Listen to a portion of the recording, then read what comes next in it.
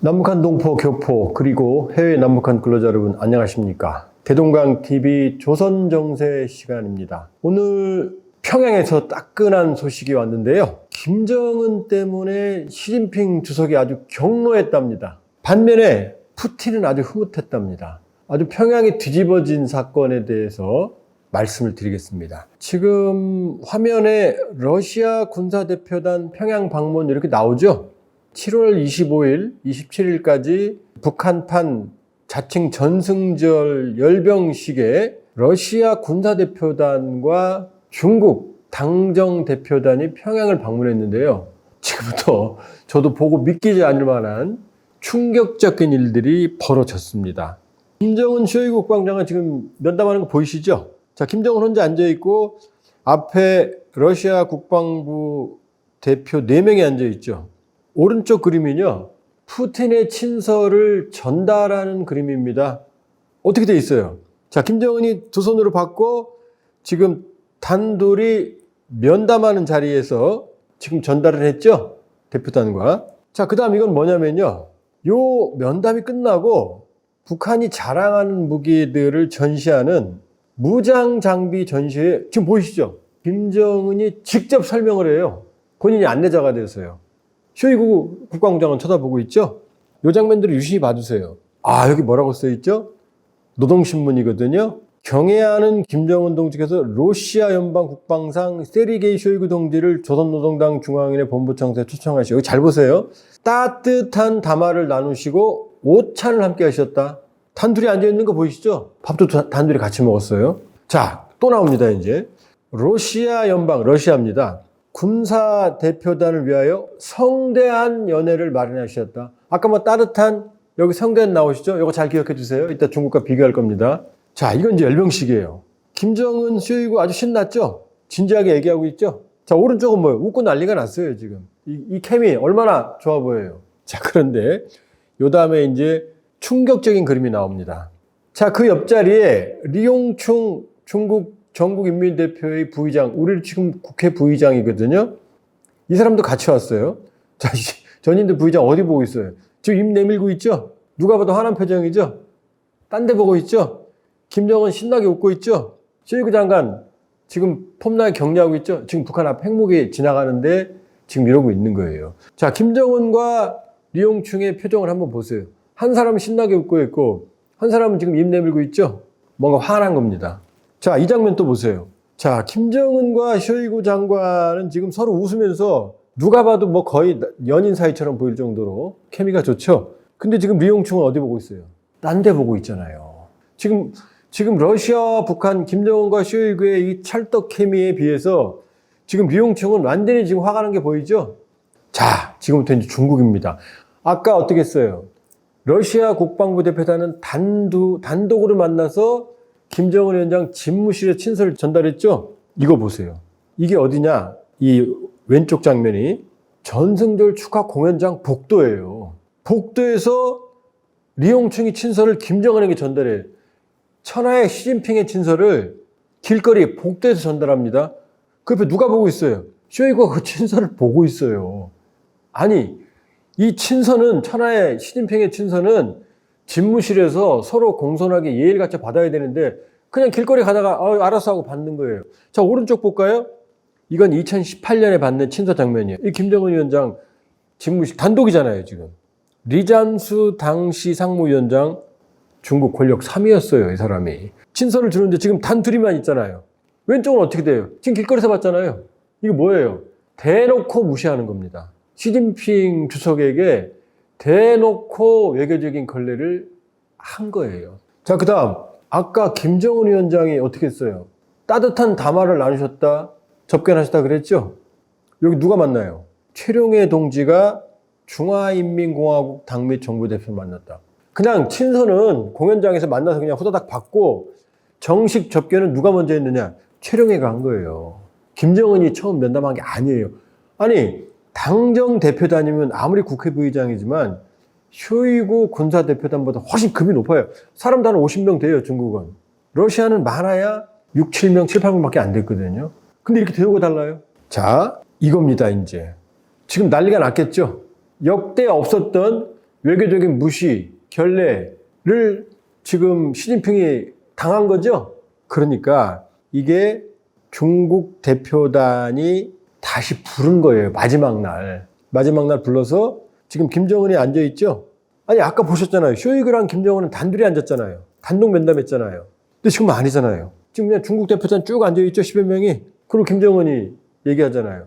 둘이 깊은 얘기를 할 일이 없다는 얘기예요. 쇼이그 장관하고는 독대를 몇 번 했어요. 여러 번 했잖아요. 단독 오찬, 단독 면담, 그 다음에 처음에 접견도 하고. 근데 지금 여긴 지금 단독이 없잖아요. 깊은 얘기를 할 게 없다는 얘기죠. 요 장면이 아까 그 친서 길거리에서 받고 하는 이 장면 때문에 아마 중국이 강력하게 항의한 것 같아요.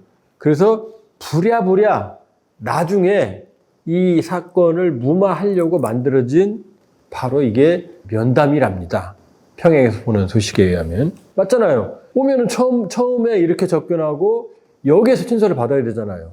원칙이라면. 근데 아니잖아요. 그냥 길거리에서 친서 받고 나중에 돌아가는 마지막 날 지금 접견한 거잖아요. 자, 그러면 왜 중국을 이렇게 홀대했을까요? 우리가 북중 관계 그렇게 친하다고 알고 있는데, 첫 번째는 북한 핵무기 개발로 워싱턴 선언 만들어졌죠. NCG 한미 핵대화 이루어졌죠. 최강의 SSBN 히로시마 떨어진 원자폭탄에 수천 배 위력의 핵폭탄을 실은 SSBN이 42년 만에 부산에 들어왔죠. 전략폭격기, 전략무기들 한반도에 수시로 전개되죠. 이게 모두 중국에게 부담이 돼요. 왜? 작전 범위가 모두 중국을 포함하거든요. 그러니까 중국이 북한의 선을 넘은 핵 행보에 대해서 불편한 심기를 노출하고 있답니다. 두 번째는 북한 열병식 이번에 간 리홍충은 서열 10위권 내입니다. 중국 권력. 그런데 아까 제가 보여드렸죠. 2018년에 정중하게 시진핑 친서받는 리잔수 전인대 상무위원회 위원장은 그 당시 권력 3위였어요. 이번에는 그럼 왜 급을 낮췄을까요? 열병식에 북한 핵무기가 지나가는데 그 열병식을 관람을 해야 되거든요. 그럼 중국 최고위층 인사가 열병식을 보고 있으면 미국이 어떻게 생각하겠어요? 최근 미국과 중국이 충돌하다가 조금 대화하는 분위기죠. 왜? 양측 다 피곤하니까. 특히 시진핑이 힘들어요. 중국 경제가 너무나 지금 어려운 상황이기 때문에. 그러니까 쓸데없이 미국을 자극하고 싶지 않았기 때문에 급을 확 낮췄어요.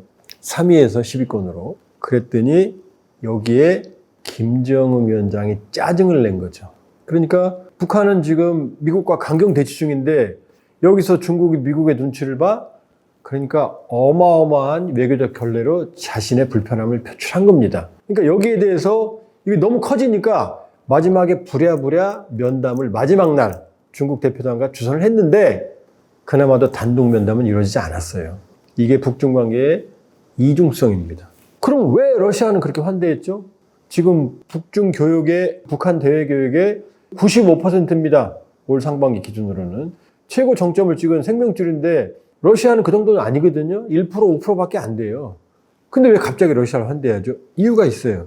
옆에 사진을 보면 이게 노동신문이죠. 쇼이구가 갔을 때 북한 강순남 국방상과 서로 군사회담을 했어요.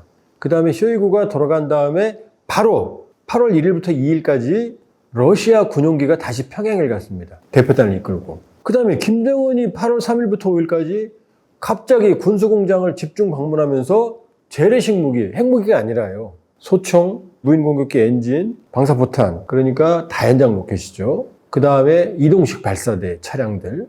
이런 것들, 재래식 무기를 집중적으로 보고 생산을 독려해요. 그 다음에 8기 7차 당중앙군사위원회에서는 이거는 8월 9일 날 열렸거든요. 이때는 무장 장비들의 대량 생산 투쟁을 하라고 지시해요. 재래식 무기를 대량 생산을 해요. 자, 이게 뭔지 아세요? 우크라이나 전쟁이 장기 소모전으로 들어갔어요. 그러니까 지금 러시아가 급한 건 지금 우크라이나 전쟁을 지배하는 건 첨단 무기가 아닙니다. 탄약, 소총, 포탄, 로켓포탄 이런 소모품들이에요. 우크라이나는 서방에서 무제한 지원하죠. 러시아는 받을 데가 없어요. 지금 고갈됐어요. 고갈 완전히. 프리고진이 반란을 일으킨 것도 준다고 약속했던 탄약이 안 왔기 때문이에요. 지금 러시아한테 탄약을 공급할 수 있는 나라는 북한밖에 없어요. 유일합니다. 그러니까 이 흐름을 보면 어떻게 돼요? 이제 북한산 탄약이 대량으로 러시아로 간다는 얘기입니다. 그러니까 군수품 북한이 가고 그럼 북한은 뭘 받느냐? 절실한 게 있죠. 원유, 식량, 그 다음에 러시아의 첨단 기술, SU-35 같은 전투기들은 북한이 절실하거든요. 북한 공군력은 사실 없다고 봐야 돼요. 그러니까 러시아와 북한 간의 군수품과 식량, 에너지, 군사 기술 간의 협력 구도가 이렇게 전략적 이해관계가 딱 맞아떨어지는 거예요. 그럼 우크라이나 전쟁 휴전하면 어떻게 되느냐? 휴전 지역을 또 재건해야 되거든요. 그럼 러시아에는 건설 노동자들이 없어요. 북한의 건설 노동자들이 대량으로 파견돼야 됩니다. 그러니까 어느 경우든 러시아 입장에서는 북한이 필요해요. 탄약이 필요하고 노동자가 필요하고. 우리가 봤던 열병식의 뒷그림입니다. 대놓고 홀대당한 시진핑 주석 무지하게 격노했고 북중 관계에 얼어붙는 상황으로 가는 상황에서 무모하게 해서 마지막으로 부랴부랴 김정은이 중국 대표단을 면담을 했지만 단독 면담은 없었습니다. 자, 이제 찰떡궁합 케미가 북러 간에 우려스럽지만 생겼고요. 우리는 이제 북러 간의 군사 협력을 우려해야 되는 상황입니다. 예, 여기까지 오늘 평양에서 온 소식을 중심으로 여러분께 공개된 자료로 말씀을 드렸습니다. 의미가 있으셨으면 좋아요, 구독, 알람 부탁드립니다. 고맙습니다.